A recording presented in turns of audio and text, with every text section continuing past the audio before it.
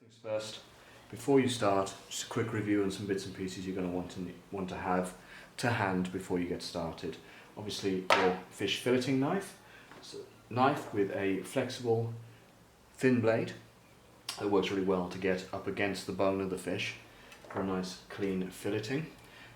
You also are going to want a cook's knife just to get through sort of the central bone and bits and pieces. Cloth just for your hands, keeping your bench clean and tidy as you work along. See what I mean? These scales get everywhere. Kitchen paper, keeping clean as you go along. Chopping board, obviously. This is best done, to be honest with you, next to a sink where you've got running water, running clean water, but we've got the bucket here. And then you're going to want some kitchen scissors and your fish tweezers for pulling out the small bones. You can use just normal tweezers if you want. Of course, your crap bucket. This is for the bits and pieces you can work clean as you go along, that you can throw things in the bin as you work. First things first, we're going to get rid of these fins. Use the scissors. Nice, quick and easy. These spines along the back here, it's really worth being careful with and getting rid of straight away. They are absolutely lethal on the points there. Super sharp and will cause you quite a nasty little stab wound if they get you. And there we go.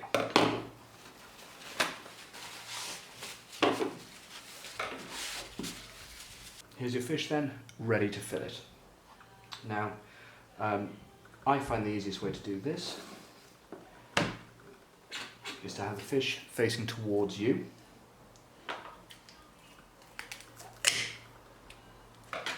To begin with, and what you want is the back of the fish, which is where you're going to start the filleting, facing towards the hand that you hold the knife in. So I'm right-handed, so I'm going to start with the back of the fish pointing towards my right hand. First cut what we're going to do to make our lives a bit easier is we're going to take the head off.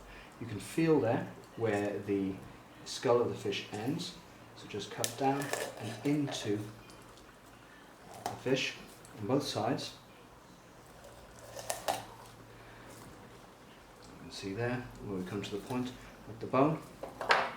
And using your cook's knife, come in and using the heel of the knife, that part there, the heaviest part, you want to go through the central bone that runs along the fish. So pressure on top, and obviously you saw as I was doing that, pressure is on top of the knife there, hand is further back, there's nothing underneath that you're going to cause yourself an injury with.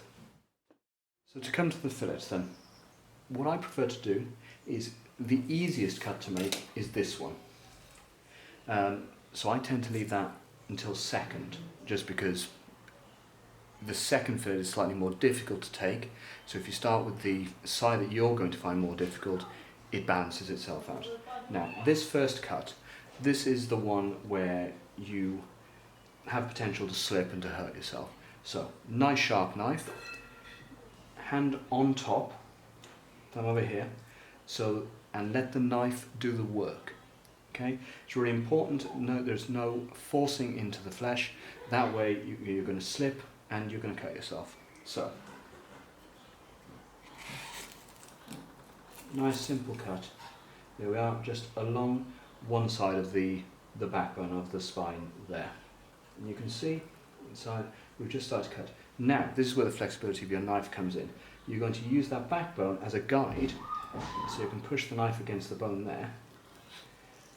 So you can cut through and into until you reach that central bone. So see the central bone is there, and we're just going to do that all the way along the fish. And then cut a little bit more, so that central bone there is revealed, and these bones here are the ones that have guided the knife as I cut into it. Once this has been cut all the way, you can see all the way through, turn the fish. Now using that bone again as a guide, you can feel where the rib cage is. Push your knife through the fish and out the other side. Now, this central bone here, again, is going to guide your knife. You can see the blade is rested right on it there. So just cut through, using the bone as a guide, all the way to the end to release your fish like that. Okay? So, this side of the fillet, you're going to cut up until you hit a bone. So be careful there. So what you're looking at there is you started to reach into the rib cage. This is where you take out your filleting knife, and your cook's knife, and again, holding your hand above the knife, use that knife to cut through those rib bones. So you have a nice clean finish then to your fillet. And then for the other side, exactly the same, using the spine there as a guide.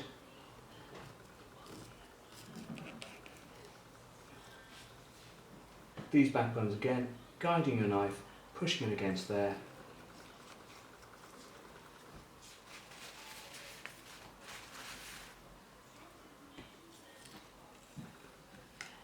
Again, all the way through until you reach that central bone.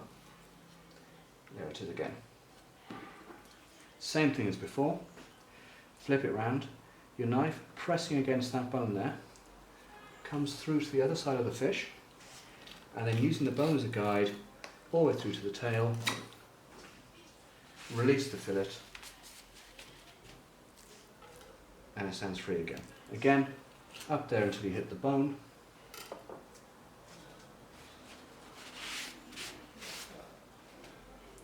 Change to your other knife, and this time, because I'm right-handed, I tend to hold the fillet with this hand and just cut through the rib cage, so can take that nice and cleanly.